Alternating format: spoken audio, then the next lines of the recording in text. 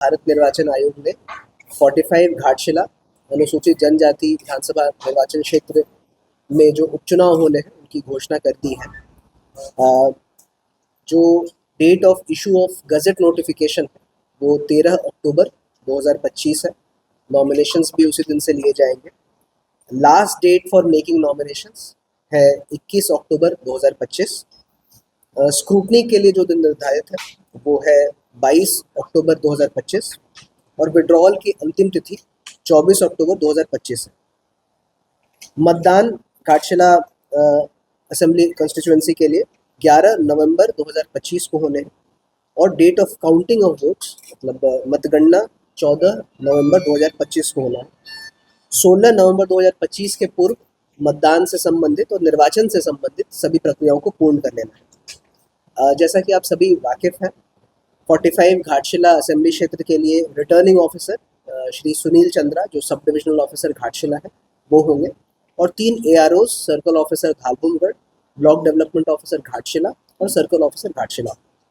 वर्तमान में total electors की संख्या 2,55,823 है घाटशिला असेंबली में, जो कि अभी बढ़ भी सकती है बिकॉज जो लास्ट डेट ऑफ नॉमिनेशन है उसके 10 दिन पहले तक हम नए लोगों का नाम जोड़ने के लिए एप्लीकेशन ले सकते हैं। 10 दिन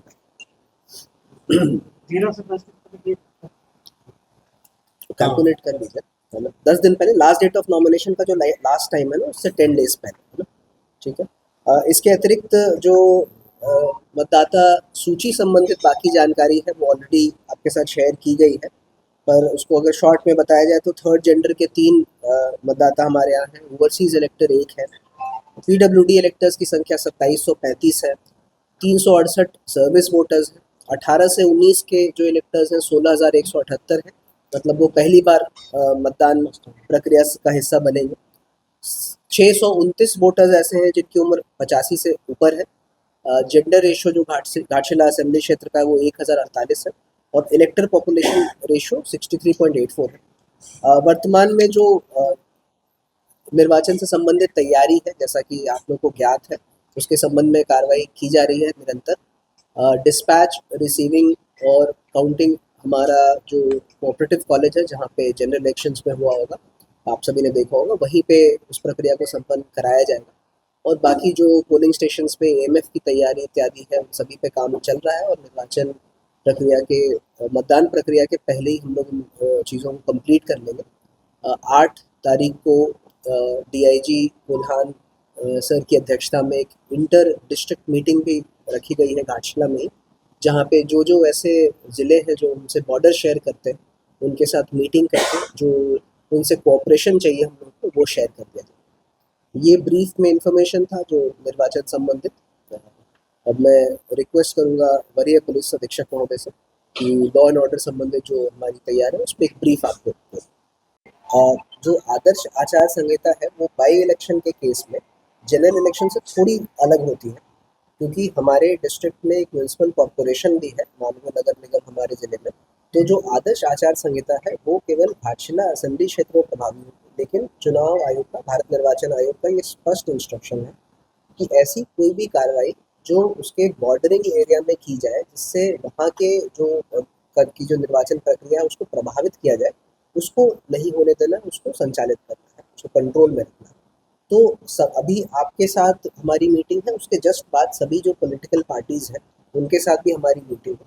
तो उस मीटिंग में सभी पॉलिटिकल पार्टीज़ को ये कन्वे कर दिया जाएगा कि आदर्श आचार संहिता घाटशिला असेंबली क्षेत्र में प्रभावी है और सभी बॉर्डरिंग एरियाज़ में कोई भी ऐसी पॉलिटिकल गतिविधि जो कि निर्वाचन को प्रभावित कर सकती है उस पर चेक्स रहेंगे।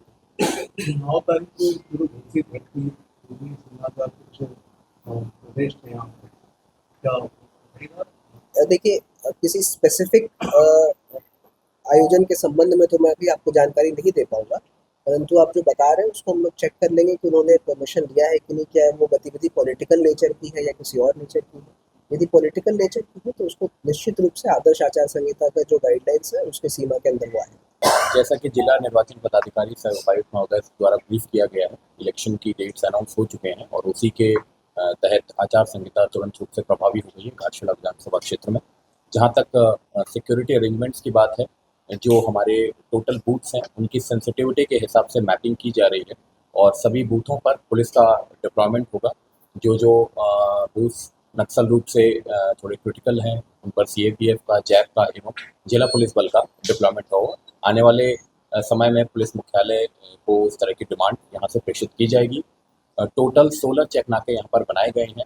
इंटर डिस्ट्रिक्ट और इंटर स्टेट नाकों को भी उसमें इंक्लूड किया गया है। 10 इंटर स्टेट नाका बनाया गया है, 5 इंटर डिस्ट्रिक्ट नाका बनाया गया है और 1 नाका शहर के अंदर बनाया गया है।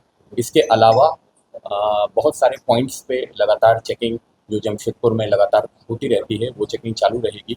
जो भी हमारे नॉन अवेलेबल वारंटी अपराधी हैं या जो फरारी हैं उनको गिरफ्तार करने के लिए और उनके वारंट्स को एग्जीक्यूट कराने के लिए लगातार अभियान चलाया जाएगा। जो आर्म्स वेरिफिकेशन और उनके सीजर की जो एक्सरसाइज है वो उपायुक्त की लीडरशिप में आने वाले टाइम में उसको स्टार्ट कर दिया जाएगा।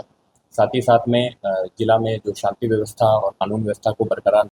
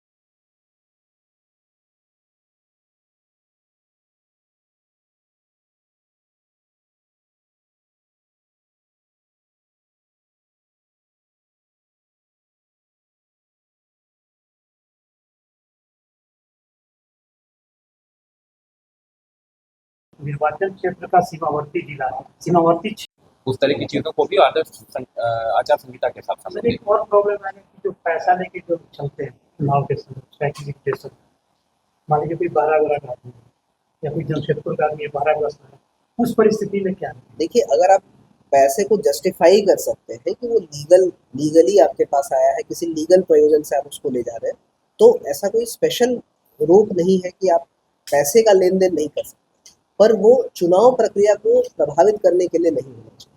पूर्व में भी आपने देखा होगा कि पैसा सीज होता भी है और यदि वो व्यक्ति जिनसे पैसा सीज किया गया है वो हमें पर्याप्त एविडेंस दिखाते हैं कि वो पैसा लीगली उन्होंने प्रोक्योर किया था, तो किसी लीगल प्रयोजन से ले जा रहे थे, तो उसको रिलीज भी कर दिया जाता है।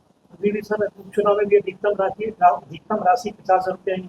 बिल्कुल, जो जनरल इलेक्शन की राशि है वही चुनाव की भी है। Sir after election top two जो कैंडिडेट्स होंगे उनके गुड स्टाइल उसके विजेता का निर्धारण कैसे देखिए, ये जो आप सिचुएशन बता रहे हैं दो, हाँ, जो इसमें भारत निर्वाचन आयोग का गाइडलाइंस होगा उसका पालन किया जाएगा। बहुत रेयर सर्कमस्टेंसेस में ऐसा होता है।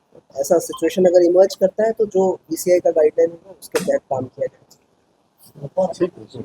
धन्यवाद सर। गोल, जहां 27 वर्षों के सफर में 17,000 से भी अधिक छात्रों ने डॉक्टर एवं इंजीनियर बनकर भरे सफलता की ऊंची उड़ान, जहां साधारण छात्र भी झारखंड टॉपर्स बनकर बना रहे इतिहास। दूरदर्शी शिक्षाविद श्री विपिन सिंह के मार्गदर्शन में मेडिकल एवं इंजीनियरिंग के लाखों छात्रों के लिए आशा की किरण के रूप में गोल, नेशंस लीडिंग इंस्टीट्यूट। TheFollowUp.in.